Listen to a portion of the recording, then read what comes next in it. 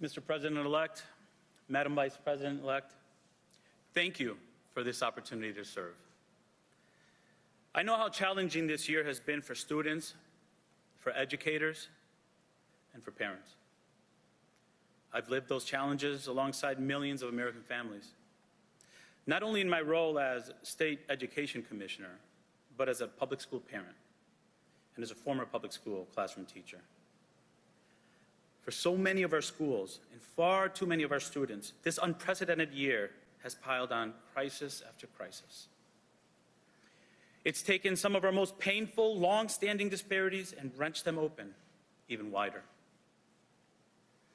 It's taxed our teachers, our leaders, our school professionals and staff, who already pour so much of themselves into their work. It's taxed families struggling to adapt to new routines as they balance the stress, pain, and loss that this year has given. It has taxed young adults trying to chase their dreams to advance their education beyond high school and carve out their place in the economy of tomorrow. And it has stolen time from our children, who've lost something sacred and irreplaceable this year, despite the heroic efforts of so many of our nation's educators.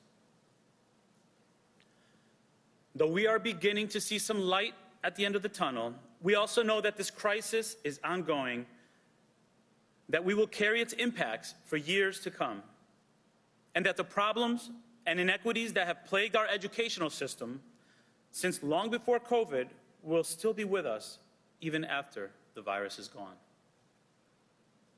So it's our responsibility, it's our privilege to take this moment and to do the most American thing imaginable, to forge opportunity out of crisis, to draw on our resolve, our ingenuity, and our tireless optimism as a people, and build something better than we've ever had before. That's the choice Americans make every day. It's a choice that defines us as Americans. It's the choice my grandparents made.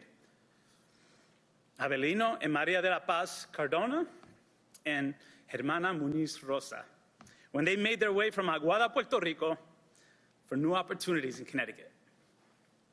I'm proud to say I was born at the Yale Acres housing projects. That's where my parents, Hector and Sarah Cardona, instilled early on the importance of hard work, service to community, and education.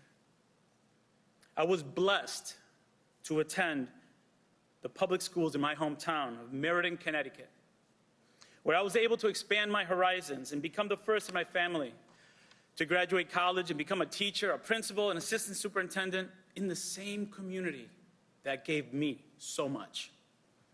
That is the power of America. And I, being bilingual and bicultural, am as American as apple pie and rice and beans. For me, education was the great equalizer.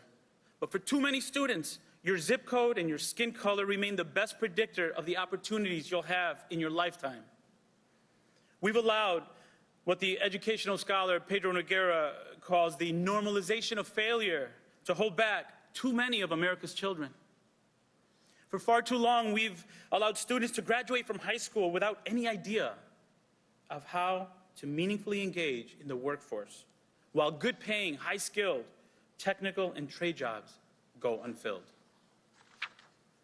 For far too long, we've spent money on interventions and Band-Aids to address disparities, instead of laying a wide, strong foundation of quality, universal early childhood education and quality social and emotional supports for all of our learners. For far too long, we've let college become inaccessible to too many Americans for reasons that have nothing to do with their aptitude or aspirations, and everything to do with cost burdens and, unfortunately, an internalized culture of low expectations for some. For far too long, we've worked in silos, failing to share our breakthroughs and our successes in education. We need schools to be places of innovation, knowing that this country was built on innovation. And for far too long, the teaching profession has been kicked around and not given the respect it deserves. It shouldn't take a pandemic for us to realize how important teachers are for this country. There are no shortages of challenges ahead, no shortage of problems for us to solve. But by the same token, there are countless opportunities for us to seize. We must embrace the opportunity to reimagine education and build it back better. We must evolve it to meet the needs of our students. There's a saying in Spanish that we say, en la unión está la fuerza. We gain strength from joining together. In that spirit, I look forward to sitting at the table with educators, parents, caregivers, students, advocates, state, local, and tribal leaders. There's no higher duty for a nation than to build better paths, better futures for the next generation to explore. For too many students, public education in America has been a flor pálida, a wilted rose, neglected, in need of care. We must be the master gardeners who cultivate it, who work every day to preserve its beauty and its purpose. I'm grateful for the chance to take on this responsibility. And I'm grateful to my own children. Miguel Jr., or as we call him, Angelito, to my daughter, Celine, and to my wife and best friend, Marissa, herself a middle school, family school liaison. And I'm grateful for the trust you've placed in me, Mr. President-elect and Madam Vice President-elect. I look forward to getting to work on behalf of America's children and the families and the communities and the nation they will grow up to inherit and lead. Thank you.